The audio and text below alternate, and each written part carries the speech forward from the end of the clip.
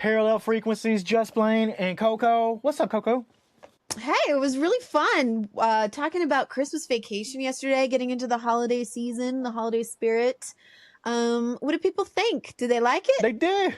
They were digging it. I liked it. They had to like it, right? If I like something, then that's kind of... All we have to worry about is having a good time, and we have a great time. You know what, though? It was one of those shows like we got done, and I think in there I said it could go 6 hours long. It probably should have. Like, I could have kept going. It was one of those that was eating at me last night. I was like, there were so many more things I wanted to say. Yeah, you know what? We'll do it again next year, and we'll just cover all the things we forgot to say this year. I like that. So it'll be the deep dive of Christmas Vacation Part 2, right? Yeah, perfect. I'm down for that. Can you believe... I've asked you this before, but can you believe people are actually watching this stuff of me and you? Believe it. I would hang out with me. Yeah, that's true too. I did listen back to a couple of our banters at the beginning, and I was cracking up last night. And yeah, I was like, you know what? I'd probably listen to this show. I would listen to this show. Yeah. That's my gauge of success there is, would I watch this? Would I spend time on this or not? I'd give it a couple minutes. That's for sure. Yeah, well, come on back every day. People, come on back, hang out with us. That's really all we're doing. We're just hanging out, talking about what you watching. What you watching. What you watching. This is one of the clips that people did happen to watch, and we got comments on it. And you know what? It sparked an idea in me. I was like, we got to respond to these comments that people say, and not just sending them a comment back, but we're going to actually put the clip on, play it. Look at that beautiful freeze frame of me with my...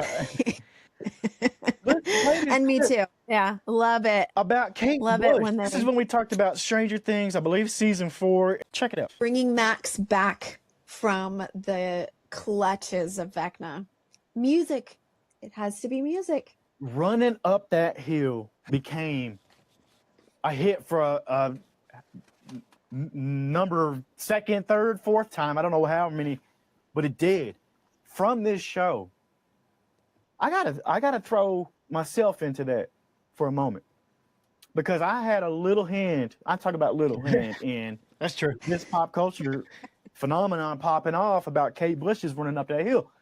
I watched it this season. I watched it that weekend straight through, and I knew this song. I was like, we got to get to playing this. Well, I happened to be producing Strombo's show at Apple Music at the time, and I'm texting them on the weekend saying, hey, we got to get a segment in about Stranger Things using this Kate Bush song. We did. We put it out there. We were the first ones on Apple Music to do it, and I'm not saying that I was the only reason that song shot up. Sure you're not. Sure you're not. Knowing that this was about to be a big pop culture thing, and I know that song shot up from people hearing about it. Yep, you're right. The radio stations were playing it all over the place, and so much so that even my husband was like, "Oh, I'm tired of that song." There you go. And that's where the comments come in, because that's what I realized was that divisiveness, and it's awesome song, but it got shoved in our throat. I got to hit this other one first, and somebody says, Stuart Wax said, Kate Bush is one of the greatest female singer and songwriters of our time. Facts. That's total facts right there. This is the comment, though, that got to me. Borgforce wrote us and said, grew up in the 80s. My mom introduced me to Kate Bush's music, Running Up That Hill. One of my favorites ever since I can remember. And Stranger Things almost killed it for me. Aww. I love that scene. It's brilliant until everybody started to use that music on everything. This is where it gets great. It was on every single YouTube clip.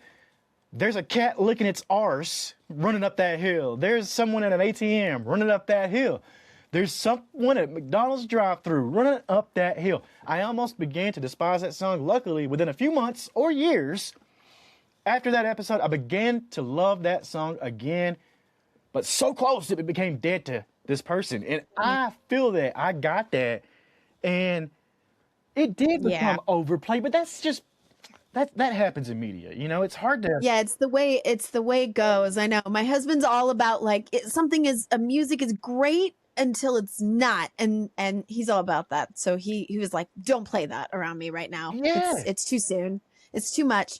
But the important thing to remember about this is the music is powerful, And whether it's that song or you find that one song, it may be a really underplayed song. It may be one that nobody's heard of. It doesn't matter, because if it inspires you, if it turns your DNA on and makes you feel like you can run up that hill or you can do anything, play that. Do that right before your job interview. Do it right before you're about to go in and take a test. Like, do it. That's the point, I think. I'm gonna put you on the spot. What's your song? What's your go-to song for that? Ooh, it really depends on the mood. But I did have one time a healing session where I was unlocking a lot of suppressed anger, things in the body that'd been there for a long time. And for the first time ever, I wanted to listen to metal music. Ooh. I didn't even really mind what it was. As long as it was screaming and rage-filled, I wanted it. And I'm not one to have normally put that kind of music on. That wasn't my jam, usually. So putting it on in the car after a session like that was so good. It scratched an itch. It was like, ah, I want to scream. I get that. You can go to one of those rage rooms where they give you a sledgehammer and they got a car or whatever in there. And you just go for it. Yeah. And music is powerful like that. That's the point, I think. I got a song. I've never told anybody this. I've got a song that I put on, and it's that instant, like, all right, get your ass up, like we're doing something. And it's TV on the radio, Wolf Like Me. That's my song. If you've never heard it, go check it out. From the very beginning, first couple seconds, I already feel it. I'm like, yeah, I'm into this. And the whole song it's not representative of how I am or feel, but because it's some graphic stuff in there, but this guy's changing into a wolf and he's got sexual urges and all this. That's not what I listen to it for. Like, it's got some sort of formula to it that literally makes my body want to move. It's TV on the radio, Wolf Like Me. You've probably heard it out there in some TV show at some point because they like to throw that thing in there, but that's my jam right there. That's probably the one that gets my body moving, like they say. We got another clip with comments. You want to see this? Yeah, of course. Bring it on. I think this is from the show about Christmas Vacation, because we were talking about... Why is it that the holidays, not just the turkey itself, but the holidays in general, this is what I want to point out about Ellen's character and Catherine's character, is that the holidays' success or failure hangs so heavily on the women. Whether it's going to be magical for everybody, it's going to be all the feel goods of the holiday season are gonna be. I've seen it. I love that 1,000 times, and I'm going to say it 1,000 times more. It's not magic of the holidays. Do you know what the magic of the holidays is? Do you know what it really is? It's moms. It's the moms. If you want to know where that magic comes from, it's because moms are working their little tushies off in the kitchen and shopping and baking and doing all the things to make sure that it is the magic that you see. Now, we got comments on this. I love this clip. I don't think you're in the wrong at all. Bring it on. I'll die on this hill. I am there with you. I totally believe that. We talked about it. And let's just say that if you see clips like this, sometimes too, you could take it out of context, because we may dig in way deeper and say some other stuff. But here's the comments. For sure. You got the top comment. You are absolutely right. My mother was the toughest person that I've ever known, especially during the holidays. She can be all by herself, but at the same time say, don't make me have to come out there and show you how to do it. That's from Michael Cruz. Here's another one. Hush Hush. Yeah. Hush Hush 0512 said, not undermining women or anything, but I'm a woman. But the holidays are always about all of us, in my home at least. We try to center around the kids mostly. I don't disagree with what she's saying, because I think that's totally in line with what you were saying as well. Yeah. Because that's what it is. Sure, the moms are the magic, but you're doing it for the kids. You're doing it for Cousin Eddie.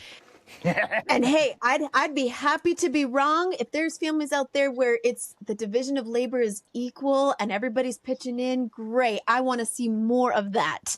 I just don't want it to be the success or failure. It depends on what the moms or women are doing right or wrong. And to that comment, I just want to say a matriarchal society is focused on family and children and everybody, whereas a patriarchal system is focused on what the man wants and needs, right? I see that. So I want to see more of that. Yeah, I'm all about that. We got one more comment. We got one more comment on there, and it's a song suggestion. It says you got to check out this song called The magic of the season is your mom. There's a YouTube link in there. We'll throw it in. It's by I Love Farida. I don't know, never heard of them, but they say the song is hilarious. So we'll have to check that bad boy out. Oh, I know who that is. I never heard of I it. do. I follow them on Instagram. Yeah. She does a lot of music and songs, funny kind of comedy songs about the division of labor, about how one of her most famous songs, I believe, is the one where they talk about, you are such a good dad. You know, it talks about mom doing all the work and then dad takes the children out for a walk or some such silly, really easy thing. And then everyone's like, you are such a good dad. And I mean, she's a lot right. So, I mean, this is not everybody, but definitely we're generalizing here, and it's a societal thing. So it's great that this brings awareness to it. And I think Christmas Vacation was a perfect movie to bring a little bit of awareness to that imbalance. I think so too. I think so too. We had more comments. We love them. Keep them coming. I got to throw this one. I got to tease this because I had some comments. I got a lot of comments before, but this one was unlike any before.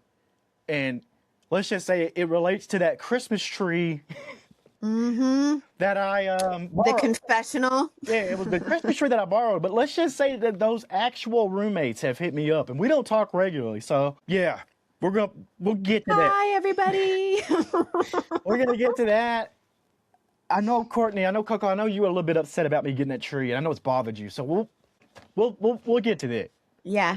Yeah. We have some things to address about the energetic imbalance of that Christmas tree theft, but we'll get to that. We're gonna make it right. Let's just say that we're gonna make it right at some point, right? We're gonna try. Yeah, we're gonna have to, for your sake. What happened? Did the Fae folk come after me? Had they been coming after me since I got that tree cut down? Well, you know, you can call it karma. Some people call it energetic imbalance. Some people that energetic exchange. Some people would say, yeah, you've upset the tree spirits. You took without asking, right? You didn't make the proper offerings that needed to be offered before taking that. I mean, forget about the legalities of who actually owned that tree. Just as relationship with land, taking something has consequences. So for your sake, I think in that confession of taking a Christmas tree, we should make it right. Don't you think? It depends on what that... No. Yeah, you're right. You're right. I'm over here trying to justify it. Of course I'm right. I'm trying to justify it. You know it. You know it. You feel it. I do. I've felt it for 20 years now, so yeah. We're going to have to do it. And I just recently saw a movie that Joe Bob Briggs hosted. You know how I am with Joe Bob Briggs. Love Joe Bob. But I happened to catch up on the last drive-in and saw him do... what was it? There's something of terror. This movie out in the middle of the woods, awful, but the main line of this movie is become one with the woods or whatever it is. And I started thinking about it, I was like, or it's become one with the forest. It bothered me. It shook me up. So I'm going to have to figure out how to become right with the forest after what I did, right? I think so. Yeah, I think it'd be a great idea for you. You don't want any of those Fae folk coming after you. Never. Because, yeah, that's not for me. Speaking of Joe Bob Briggs, my mentor, who doesn't know it, he has no clue he's my mentor. He never talked to him. Not yet, anyway. Not yet, but here's what's going to happen. I came up with this crazy idea. I was like, you know what? I love what Joe Bob does for the drive-ins and the movies and all that. What can I do? What can me and Coco do? Same vein, same idea. Because here's my thing. I don't believe there's any new ideas out there. We're repurposing what other people are doing. And if I have to be Joe Bob Briggs reincarnated, he's not dead, but if I have to be that, it's going to be in the podcast world.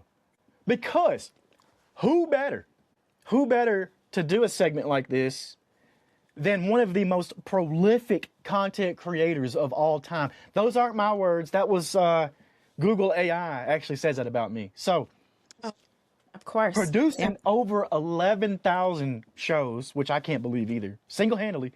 I mean, I had teams and all that. But I was like, you know what? What are we going to do that's going to leave the legacy and not let the podcast die? Yeah. So here it is. This is going to be the takeover of the week. We probably do this every week. But we're going to go to Just Blane's trailer park. And with Just Blane's trailer park, that means what we're going to do is I'm going to find the most random podcast trailers out there. We're going to fire them off, listen to them together, me and Coco and you at home, and then we're going to react to them. I can tell you this, I'm not out here to bash people. I don't think Coco is either, because we've already talked about that bad energy. No, that we're juju. a build-up kind of community here.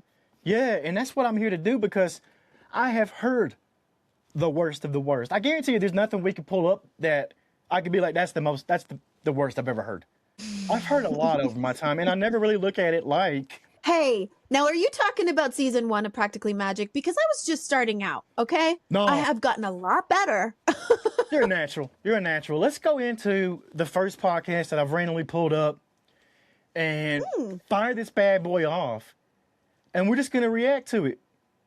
Let's see. I guess, like Carter did, I should start by introducing myself. My name is Catherine. Catherine Daniels. Hi. Lucas. Hi. Lucas, you're up. Fabulous. I really need to start locking my door. Well, that's cute. As if I don't have a key. There, no turning back now, guys. August won't let me put out a job listing because, quote, when the time is right, that special person will find us. I want to start fresh here.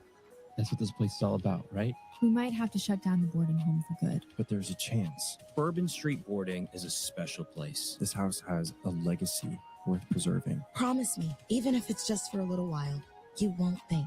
You'll just do. And you're sure everything's okay with us? Yeah, we'll catch up when things calm down. To the roof, then. What? All our best plans are laid up on the roof. Well, hey there, Lucas. Carter, hi. I didn't know you were going to be here. You miss something this important? Never. I love you. Love you too. What you're doing, what you're building out here, it's amazing. I picked up this recorder and decided to carry Carter's legacy forward. I found my place. Now I need to find my purpose. Okay. Okay, now this is not your typical type of podcast. I see what they're doing here. Coco, do you see? It sounds like cuts of recording, right? That's what it is. So it sounds like, it's almost like that stage play type of situation where it sounds like maybe this stuff is scripted. Could be some AI voices in there. I don't know. But they've got this feel to it that's like the decades old cassette tapes. And I can see what they're stitching together here. I like, let's actually see the description because that's what it's talking about here. When Lucas moves into New York City boarding home to start a new life, he discovers decades old diary cassette tapes left behind by his room's first occupant. Now they got me wanting to listen to this. The tapes foreshadow tragedy, but they also lay out a beautiful path of invaluable advice for building a new life in the city. This is cool to me. I like it. Kind of reminds me of the old radio theater. What did they call those things where they had people playing characters and someone was there with their sound effects and they used to do full shows for people in the evening. You're talking about the vaudeville shows? Over radio, yeah. Yeah, you had Playhouse and vaudeville and stuff like that, and that was very similar to what... Yeah, you're right. Like that brings me to think about this show that we just listened to the pod for. It kind of brings up like a mystery theater type feel too, you know, like they're weaving a story together. I'm intrigued. I just heard it. I was a little confused at first, but then you kind of catch on. And I think if you listen back to it again, you would catch on because that cassette recorder is right at the beginning. That sound effect is there. That's cool. I like that.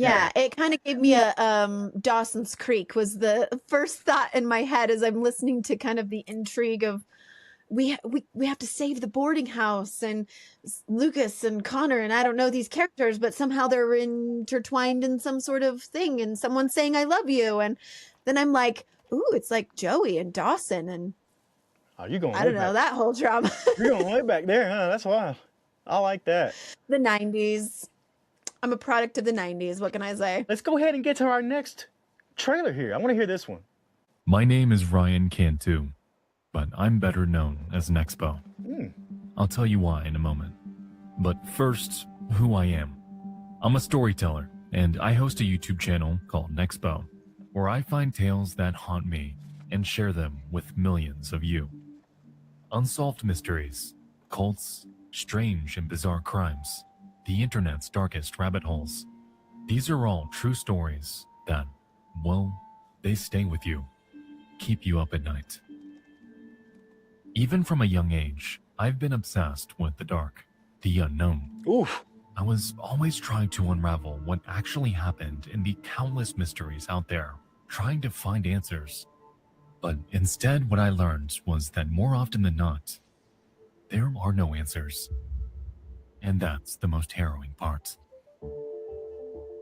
Because of this, I began sharing these stories because I knew I wasn't the only one haunted by these things.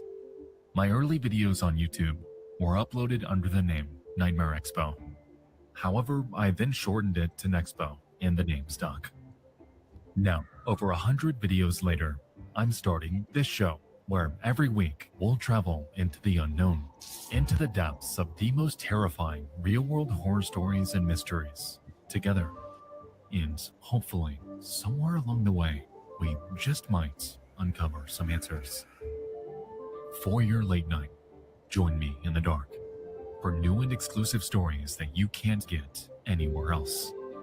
From Ballin Studios, this is Late Nights with Nexpo. Late nights. That's Follow a hot Late one Nights right with there. Nexpo wherever you get your podcasts. New episodes drop every Wednesday. Episodes 1 and 2 will launch on March 5th.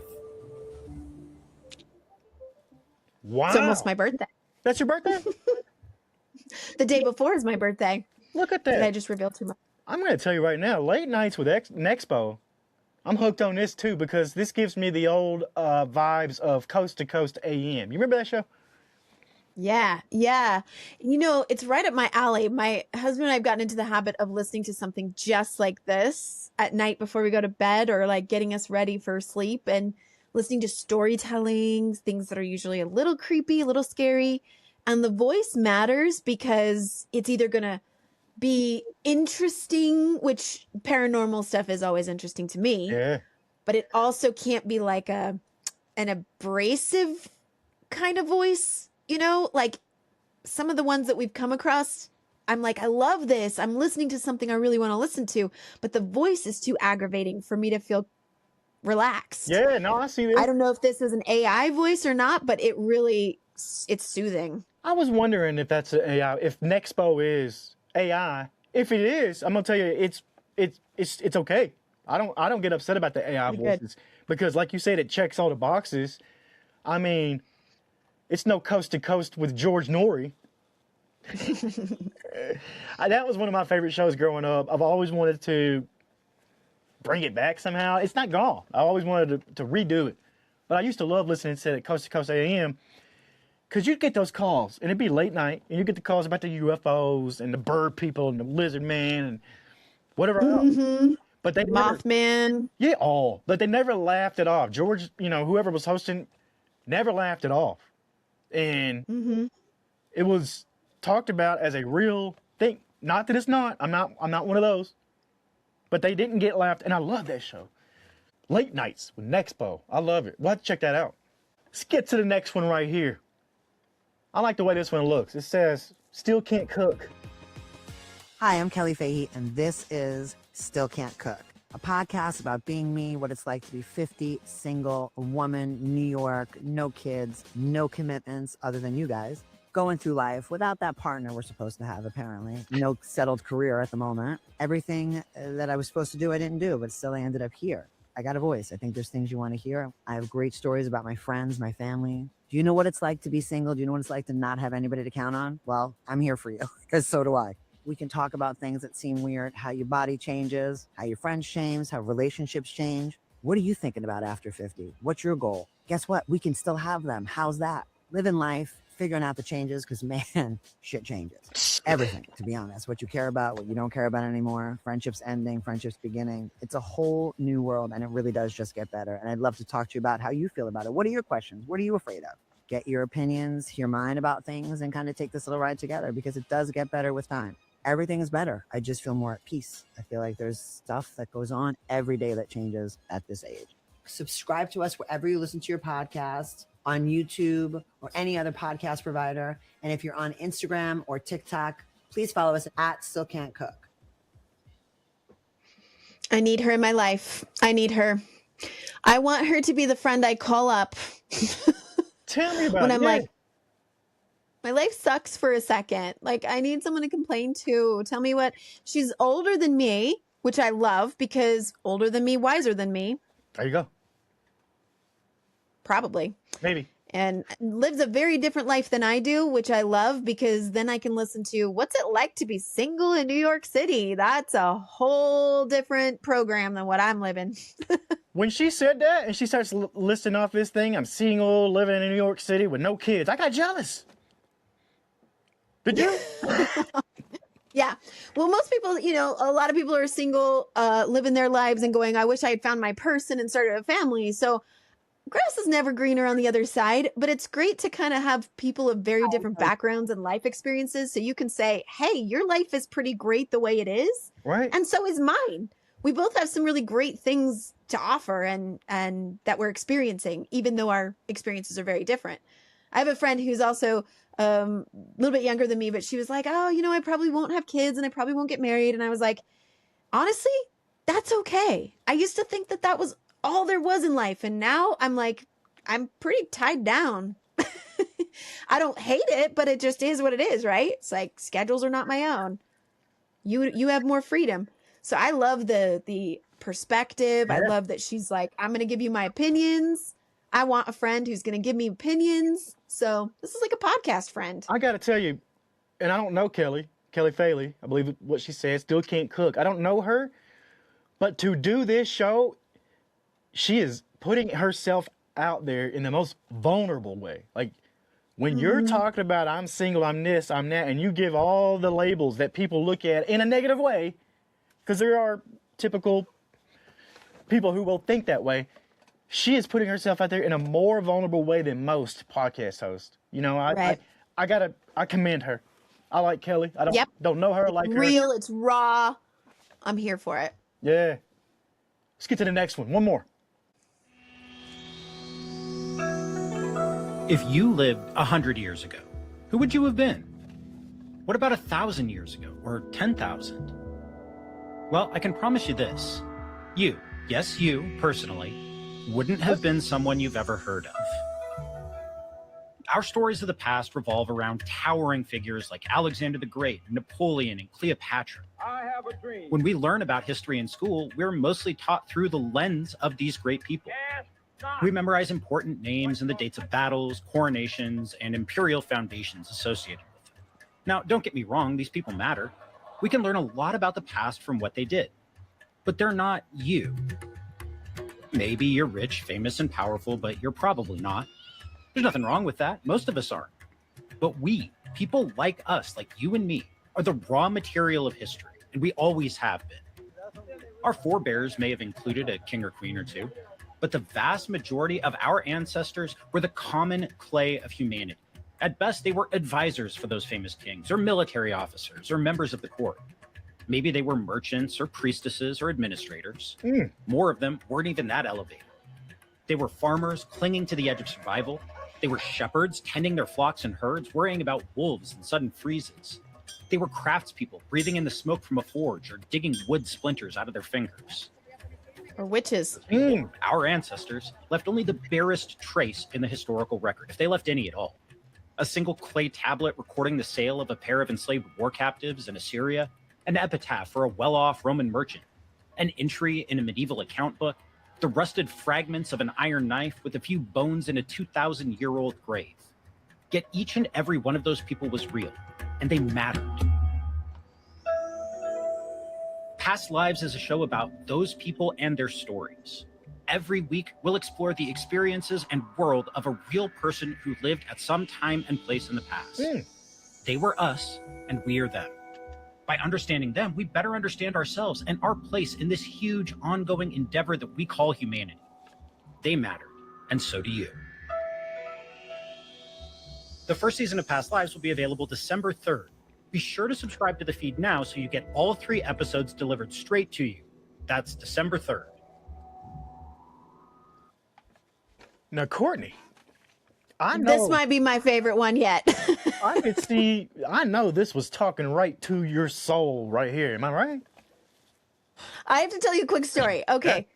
I was in Bath, England, and most people know they built the Roman baths there in honor of, and the temple there in honor of Sulis Minerva, a conglomeration of the Celtic goddess and of healing waters and the Roman goddess of sun. And anyway, so a lot of Romans who traveled there to enjoy the baths, they brought offerings to their goddess, right? And they would write things on little scrolls and throw it into the water, into the baths, or into the natural hot springs. And that was their way of like asking for things.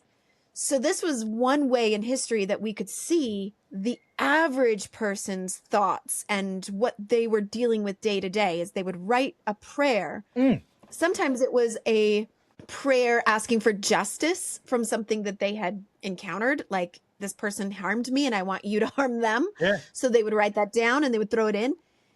And so they have those on display in the museum there in Bath now. You can go and look at those and read them. And it's so fascinating because, again, just like they said in this podcast, it's not the kings and queens and the people you know about in history books. It's the average people that were you and me. And one thing I learned is they cared about the same things we do, because their little scrolls would be like, Darius stole my towel. Oh my gosh, really?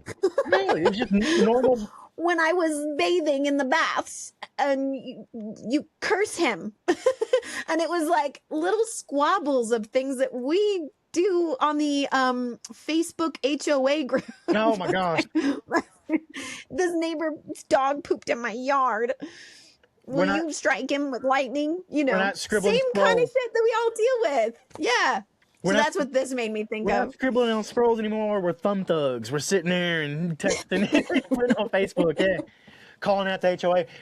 Past lives, to me, that they got me hooked too. I like this. I'm gonna tell you, first of all, the structure of that podcast trailer to me was perfect.